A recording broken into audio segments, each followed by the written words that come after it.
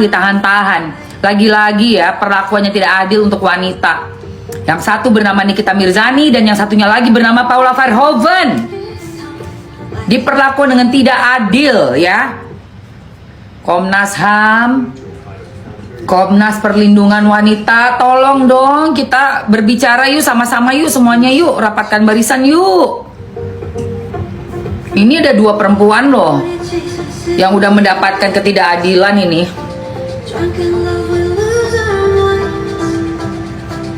Ibu dari anak-anak.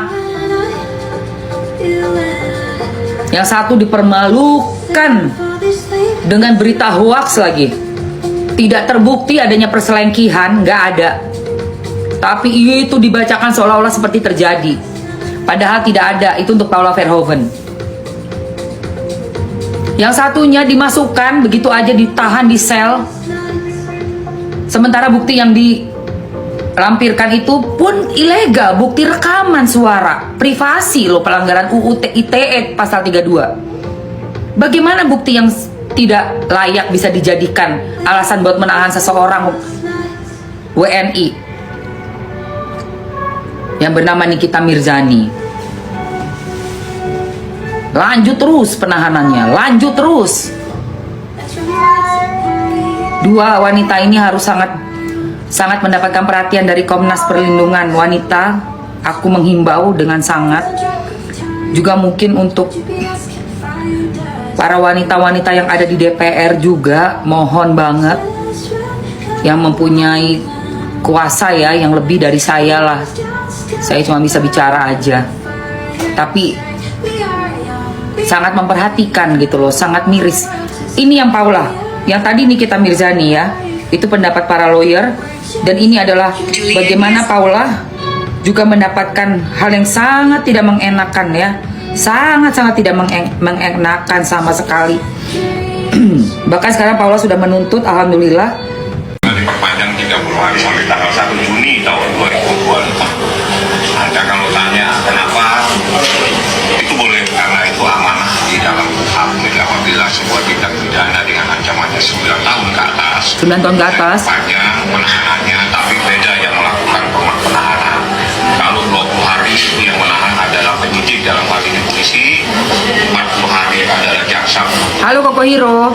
30 hari nanti itu biasanya yang melakukan penahanan adalah dari pihak pengadilan. Jadi itu dibenarkan di KUHP. Di KUHP ada mengatur terkait tindak pidana yang ancamannya 9 tahun ke atas. Tapi untuk tempat penahanan sendiri masih sama. Ada dua. Silakan KUHP. Jadi kalau ada wewenang kekuasaan yang melekat, ya silakan. Tapi yang jadi persoalan, ini kenapa ditahan-tahan terus? Gitu loh. Kalau emang yakin dengan alat bukti, ya udah limpahkan aja. Kenapa masih bingung cari bukti? Larut-larut gini bang. Masih bingung cari bukti kan, jadi timbul pertanyaan gitu. Ada apa Anda masih bingung cari bukti? Kemarin cari bukti, hari ini cari bukti, kan repot kita. Iya. Saya mau jelasin lah bukti apa yang dicari-cari. Yang jelas saya katakan, saya tegaskan saat ini, yang menjadi dasar laporan ini adalah sebuah rekaman percakapan antara seseorang dengan seseorang. Rekaman tersebut telah saya laporkan ke polisi dan menjadi bukti yang ilegal. Penting, catat ya guys.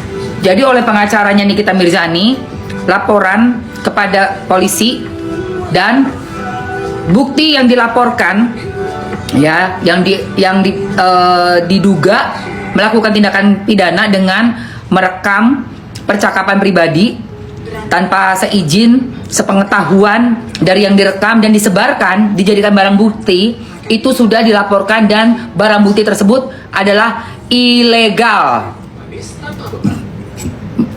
Tadi Bang Fahmi bilang ya, barang bukti itu adalah ilegal.